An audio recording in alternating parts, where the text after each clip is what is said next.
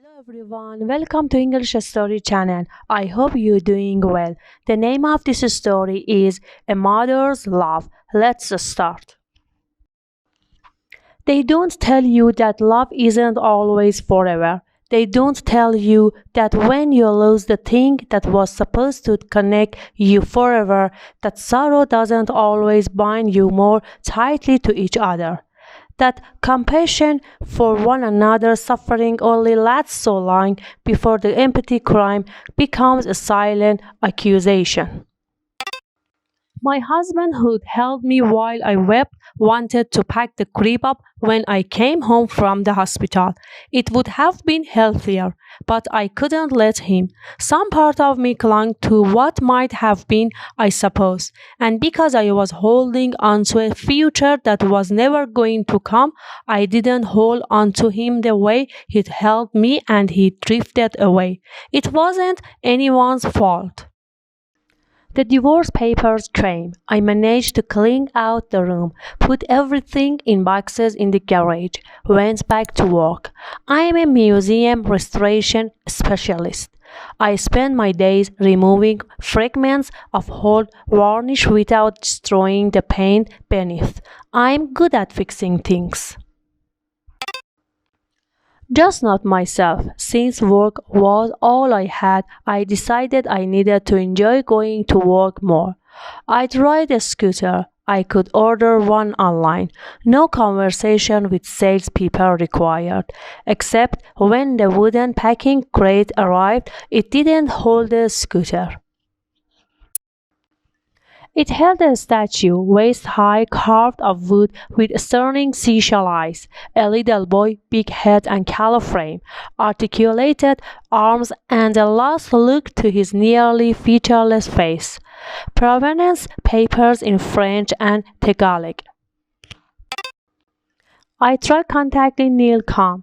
The customer rep told me to keep the shipment. We will send you a scooter, as if this were an improperly shipped book, when I noted that it could be a stolen property. The statue stood in the empty nursery. I could feel its eyes through the walls. Then I noticed that its hands had moved. They'd risen, palms up. I lived alone. No one had touched it. Unnerved, I put its hands back down, closed the door behind me. That night I heard crying. It woke me from my sleep, heart hammering, tears streaming from my eyes. I'd never heard my son's voice. He'd just lain in his little plastic crib in the ICU, fighting for each breath.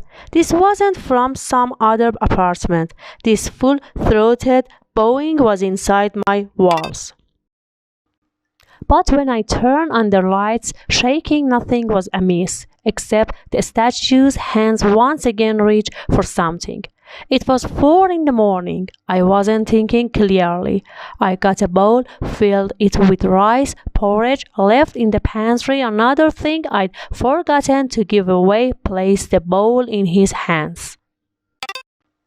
And hands shaking, feet numb against my cold tile floor, I talked to him. I told him that I was sorry he was here in this strange country, that I tried to get him home to his own family. I told him about my little boy who hadn't made it home to live with me. I said all the things I couldn't tell anyone else. How small his toes had been premature, he'd been doll-like compared to the full-term babies in the world. I told the statue about the little knitted cap the nurses had put on his head, which was still in my jewelry box because I couldn't bear to give it away. After a while, I went back to bed, but in the morning, the bowl was empty. I had one of my colleagues translate the provenance papers. It's a tautau, a funerary statue from the Philippines. Same name as the scooter brand. Technically, you got what you paid for. Didn't laugh. This statue belonged to someone, I replied. It's a representation of someone's son. It needs to be returned. The thought of it stamped by heart. It was as if someone had erased my photos of my son, the ones that hurt too much to look at but that I couldn't not keep on my phone.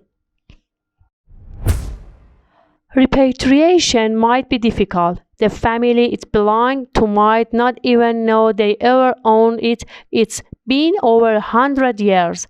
The provenance papers were no help. Most were forged. The person who'd sold the item on Nilcom ghosted. Maybe it's a monkey's paw. Another colleague joked. They are trying to get rid of a curse by passing it on. I hadn't told anyone about the odd events, but I looked up from my restoration work and commented tightly, "Children aren't a curse." "Lisa, come on, it's not alive." "Oh God, I'm sorry, I didn't mean it like that."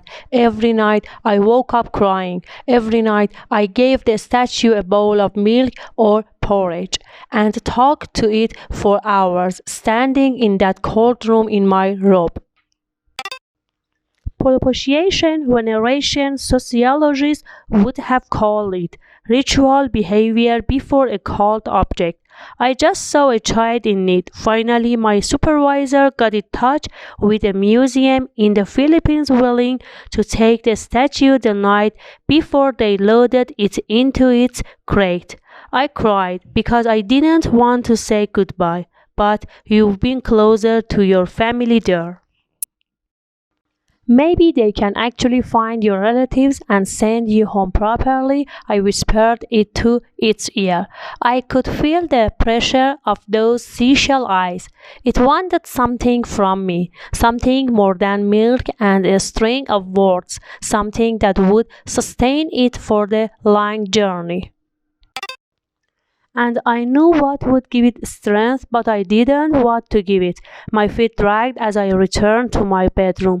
My hands felt like a lid as I opened the jewelry case. But when I put that little knitted caps into the waiting hands, I felt better, lighter, somehow at peace. "You take care of each other?" I asked.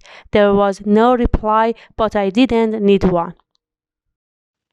Thank you for watching and listening. I hope you enjoyed this story. Please don't forget like and share. See you in next story. Bye.